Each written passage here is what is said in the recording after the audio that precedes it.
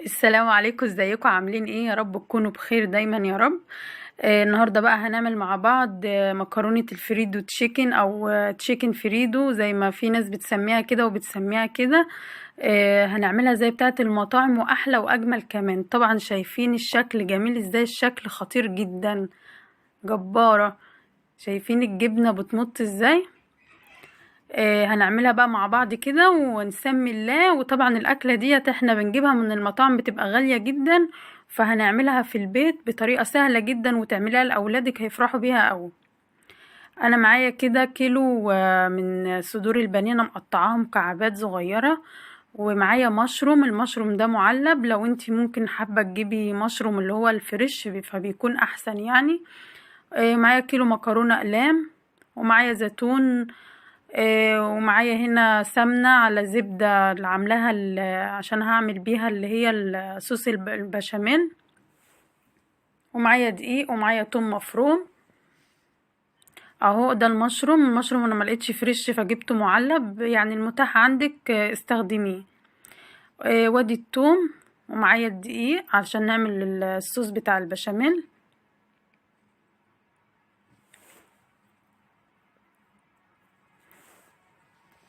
هنجيب بقى كده معايا انا طبعا الفراخ انا غسلاها ونقعاها في ملح وليمون وخل طبعا قبل ما بستخدمها. ومعايا برضو اهي بصلايه انا بشراها.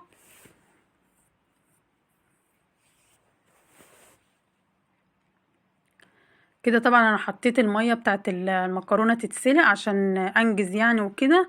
حطيت هنا ملح، معلقه ملح، وحطيت زيت. وهسيبها بقى كده الميه تغلي بتاعت المكرونه على ما هعمل بقى ان شاء الله. كده انا جبت الطاسه اهيت، هحط فيها كده معلقتين زيت.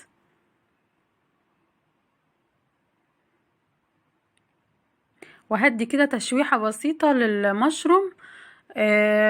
واحط عليه سنه ملح صغيره. ممكن لو انت حابه ممكن انت تحطي معلقتين زيت وتحطي التوم اللي هو المفروم وتشوحيه مع المشروم. بس انا هوريكم بقى انا طريقتي عامله ازاي. اهو بصوا انا كده حطيت معلقتين زيت وحطيت المشروم بتاعي، هديله تشويحه كده وسنه ملح. وهشوحه كده مع الزيت ياخد بس تشويحه بسيطه كده وهنزله.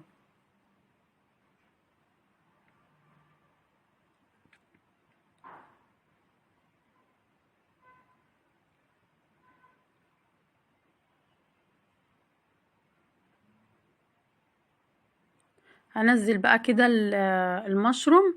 نفس الطاسة اللي انا عملت فيها المشروم هي اللي هعمل فيها الفراخ، يعني عشان ما تستهلكيش برضو اطباق ومواعين عندك حاجات كتير، هي نفس الطاسة. هنزل كده اهوت المشروم. وهنا عندي المية هي ابتدت تغلي بتاع المكرونة.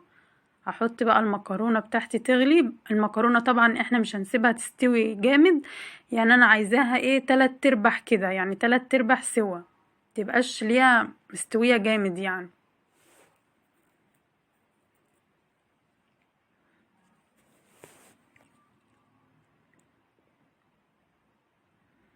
اهو ممكن انتي بقى لو انا عامله يعني كميه كيلو وكيلو بانيه متقطع مكعبات صغيره، ممكن انتي لو هتعملي كميه على قدك مثلا انت وجوزك بس اعملي نص مكرونه واعملي نص بانيه، يعني اعملي ايه يعني على قدك. ما تعمليش يعني كميه كبيره. المكرونه طبعا لازم اقلبها كده اول ما احطها عشان ما تمسكش في بعضها. الطاسه هي زي ما قلت لكم اللي انا عامله فيها المشروم. حطيت برضو تاني معلقتين زيت. طبعا الطاسة سخنة. هنزل بقى بالفراخ عشان اديها صدمة كده ما تنزلش المية بتاعتها.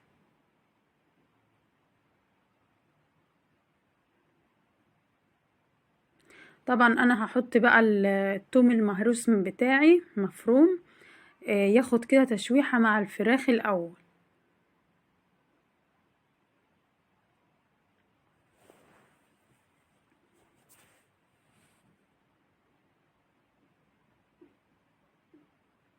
اهو لحد كده ما اشم ريحته كده ويبتدي يصفر معايا كده. ايه اروح نازلة بالبصل. انا فارمه بصلايه. البصل طبعا اختياري، ممكن ما تحطوش، بس انا بحب احطه مع الفراخ كده، طبعا بيدي طعم تاني يعني ايه، روعه.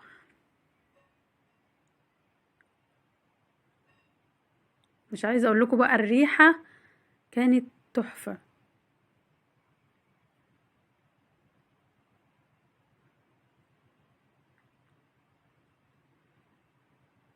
هنزل بقى اهو بالبصله المفرومه معايا، اشوحها برضو كده مع مع التوم ومع الفراخ كده.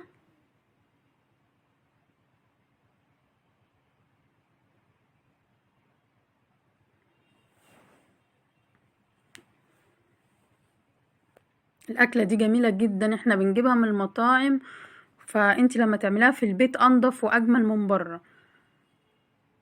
كل حاجه يعني تحت ايدك تعمليها احسن ما تجيبيها من بره.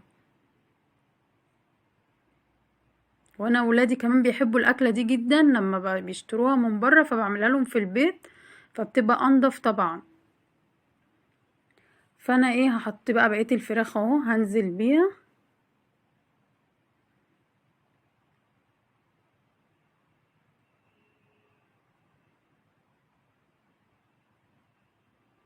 طبعا بقى لو في كمان ريحان. الريحان حلو جدا، بس انا للاسف ما لقيتش عندي ريحان، فهي الاكله دي كان ناقصها ريحان. طبعا تحطيه برضو تشوحيه كده مع مع الفراخ كده، وهي بتتعمل بتدي طعم كده خطير.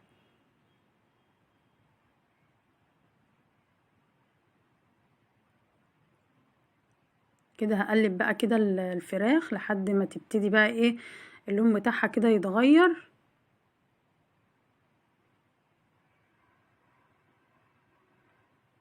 وهنزل بقى كده بالبهارات، انا هحط بس فلفل وملح وبهارات الفراخ بتاعتي. طبعا بهارات الفراخ زي ما انتوا عارفين، انا بطحن عليها ورق لورا وحبهان مطحون، بس مش هحط حاجة ازيد من كده.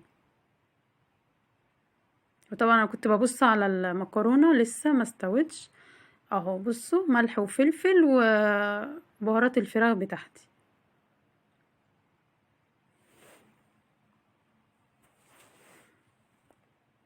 هبتدي بقى اقلب كل البهارات اللي معايا دي كده.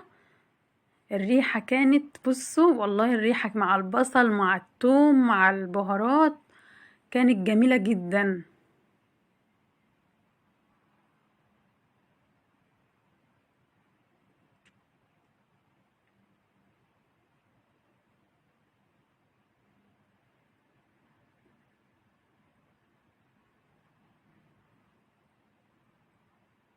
ايوه كده بقى ابتدت اهيت اللي هي ايه تاخد كده.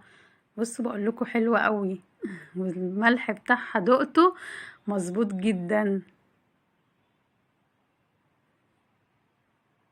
المكرونة طبعا كده كانت استوت، هصفيها وهنقل هنقل الفراخ على عين تانية، وهعمل بقى بصوا دي سمنة زبدة فلاحي ومعاها سمنة من روابي، اي نوع انت بتستعمليه، عشان هعمل البشاميل. والبشاميل لما بعمله بالزبدة الفلاح حلو جدا. طبعا انا مثلا تحطي بتاع حوالي ايه يعني 4 معالق مثلا زبدة، لو انت عايزة تحسبيها بالمقادير مظبوطة يعني. ومعاهم 4 معالق كبار برضو دقيق، يعني زي ما تحطي الزبدة حطي الدقيق.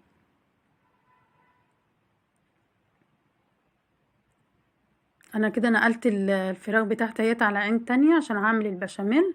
هنزل بقى كده بالدقيق، هبتدي بقى اقلب كده في الدقيق لحد ما يديني اللون بقى اللي هو الذهبي ده كده، وابتدي اشم ريحته اللي هو يعني اتحمص كده وبقى حلو.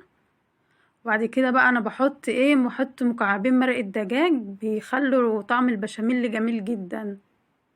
لو انتي مش حابة برضو براحتك، ده يعني ده اختياري، مش اللي انتي يعني مش لازم اللي انتي تحطيه.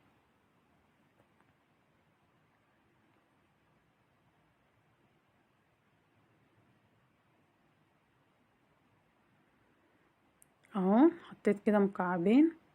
هنزل بقى كده معايا كيلو لبن، هنزل بشوية منه واستنى شوية اقلب وبعدين ارجع احط باقي اللبن، يعني ما تحطيش اللبن مرة واحدة.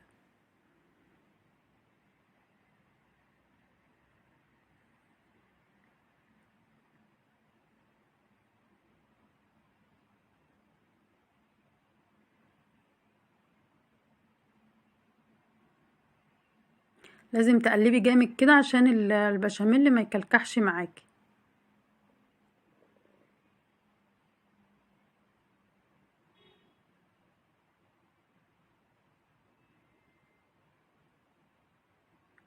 المكرونه دي والله يا جماعه كانت، بصوا اتنسفت ما قعدتش، كانت طعمها تحفه. يا رب كده تجربوها وتعجبكم، ولما تجربوها برضو قولوا لي رايكم ايه، عشان انا يهمني رايكم برضو، هتعجبكم جدا زي ما انتوا كده بتجربوا وصفاتي وبتبعتوا لي الصور اللي انتوا يعني. في بنات كتير بتبعت لي صور وتقول لي بص احنا جربنا الوصفات بتاعتك، فببقى فرحانه جدا. هبتدي بقى، بص انا حطيت بقيه اللبن، هبتدي بقى اقلبه كده. انا بحب احط على البشاميل فلفل اسمر، انا احط شويه فلفل اسود كده بحبه على البشاميل، بيبقى بيديله ريحه كده وطعم حلو. وطبعا حطيت برضو معلقه ملح صغيره خالص، عشان انا كنت حاطه مكعبين ماجي، فعشان ما تبقاش حادقه.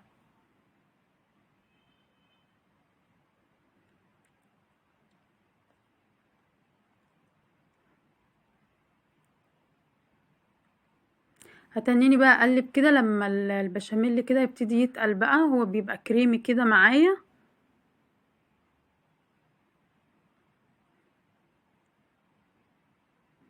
كده الفراخ انا طفيت عليها اهي، طيب اوريها لكم. بصوا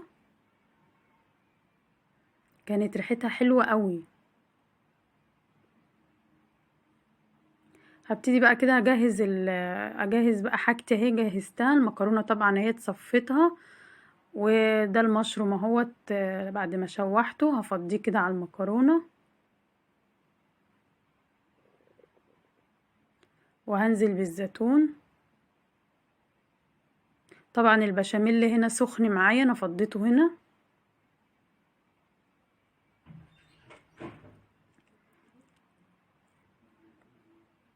بصوا الفراخ اهي، وهنزل بالفراخ.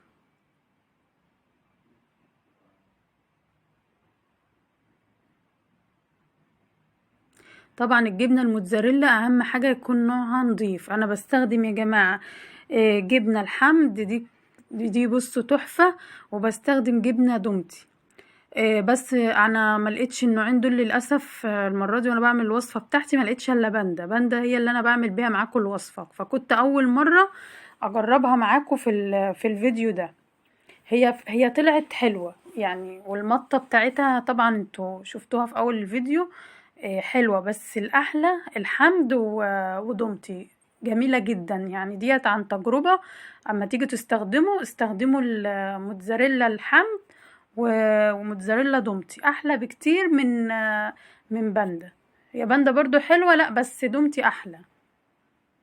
هبتدي بقى بصوا اقلب كل الخليط بتاعي ده كله كده مع الفراخ مع المشروم. طبعا الجبنة الموتزاريلا ساحت بقى كده معاهم.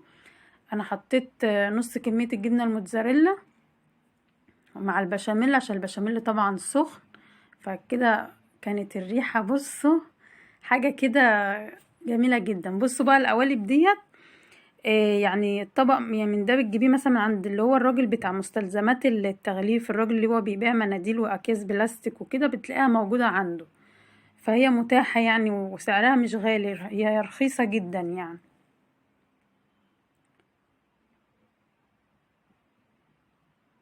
بجد وانا بقلب كده والله مش قادرة اقول لكم الريحة عاملة ازاي، ريحة جبارة. انا بصوا حبيت احطها في القوالب ديت، عشان القوالب ديت ايه، عامله زي بتاعه المحلات كده، فكل واحد بياخد الطبق بتاعه ويخلصه على طول يعني، مش لما انتي تعمليها في صواني بايركس او كده لا.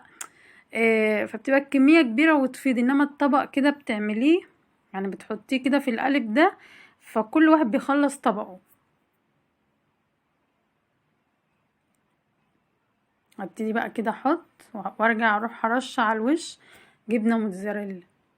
هي الجبنه دي زي ما قلت لكم دي باندا، انا كنت اول مره اجربها معاكم في الفيديو، هي طلعت كويسه بس مش زي برضو دومتي جميله جدا.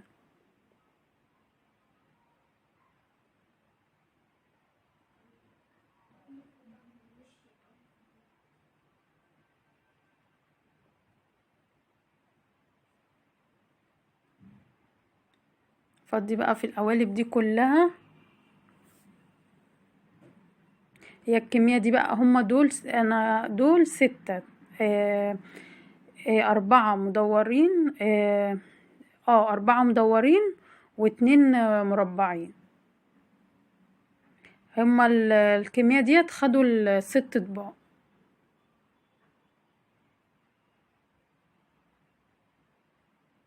وما شاء الله جميلة جدا ومغذية، ويعني بصوا الأطفال كلها كمان بتحب الأكلة دي، جميلة جدا لو عملتيها، حلوة قوي.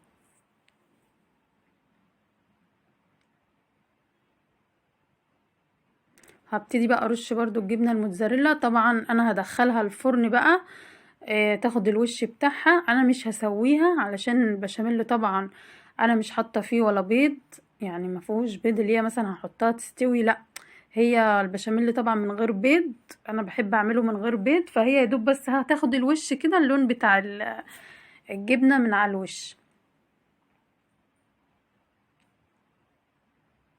هفضي كل بقى الكمية دي كده. انا طلعت 3 همت، لسه طالعين، شايفين جمالهم. وحطيت 3 تانيين اهو، بصوا لونهم حلو قوي. وطبعا لو انا كنت عملتها برضو بالجبنة الدومتي اللي بقولكوا عليها بتبقى احلى. اهو بصوا المطة بتاعتها جميلة جدا، والطعم بقى والريحة انا مش عايزة اقولكوا. انا بشكركم جدا، يا رب الفيديو يكون عجبكم. ما تنسوش بقى الاشتراك في القناة وتحطوا لايك، ويا رب اكون عند حسن ظنكم. ويا رب الوصفة